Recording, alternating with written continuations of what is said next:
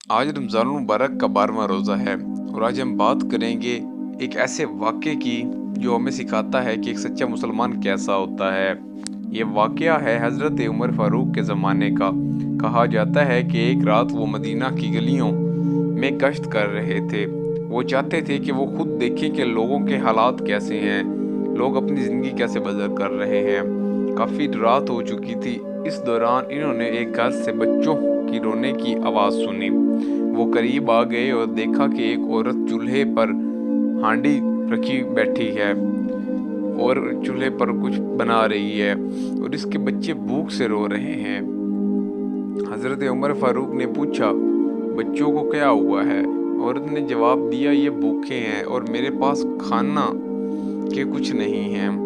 اس نے بتایا کہ ہانڈی میں صرف پانی اور چند پتھر ہیں تاکہ بچے یہ سمجھ کر کھانا پک رہا ہے اور وہ سو جائیں۔ یہ سن کر خلیفہ وقت کی آنکھوں میں آنسو آ گئے۔ وہ فوری بیت المال گئے، آٹا اور کھانے کا سامان لیا اور خود اپنے کندھے پر اٹھا کر اس عورت کے گھر پہنچے۔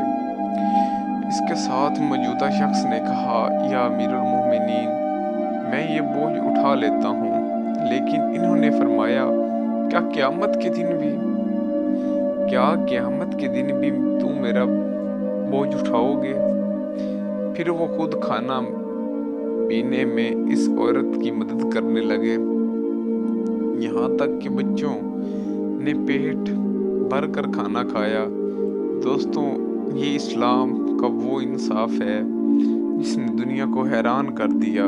رمضان ہمیں یہی سکھاتا ہے کہ ہم صرف عبادت نہ کریں بلکہ لوگوں کی مدد بھی کریں، کیونکہ اللہ کے نزدیک سب سے پسندیدہ عمل کسی انسان کے کام آنا ہے۔ تو آئیں اس رمضان میں عہد کرتے ہیں، ہم کسی بھوکے کو کھانا کھلائیں گے، کسی ضرورت مند کی ضرورت پوری کریں گے اور ایک اچھا انسان بننے کی کوشش کریں گے۔ اللہ ہمیں نیکی کرنے کی توفیق عطا فرمائے۔ آمین ثم آمین۔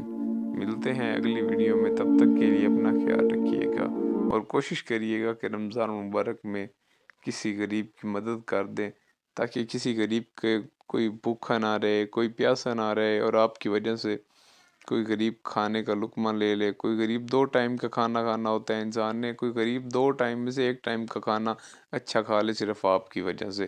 کوشش کریں کوئی لوگوں کو راشن لے کے دیں۔ اگر آپ لوگوں کی مدد کر سکتے ہیں تو آپ کو کرنی چاہیے۔